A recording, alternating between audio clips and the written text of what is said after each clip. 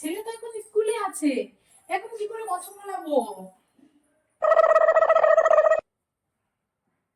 হ্যাঁ হ্যাঁ, বাবা মা ঠিকই আছে, অসুবিধা নেই, সবাই সুস্থ আছে।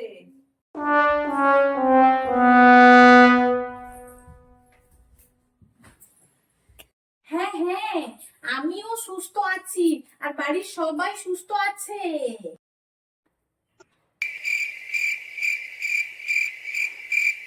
দিদা দিদা, ওই হচ্ছে তোমার নাতি আমাকে ডাকছে, মনে হয় ও কোথাও বেরোবে বা কিছু চাইছে। আমি একটু রাখছি, আর হচ্ছে পরে কথা বলবো, হ্যাঁ ঠিক আছে। তোমার দিদা 1 ঘন্টা ধরে আমার মাথাটা খেয়ে নিয়েছে। আমি তোমাকে ইশারা করছিলাম যাতে কি তুমি কিছু একটা বলো আর আমাকে ডাকো। ভালো লাগে না কি গো, তুমি মানে ছোট থেকে এরকম না বড় হয়ে গেছো। হাগা বোধা বোধা আমি একা।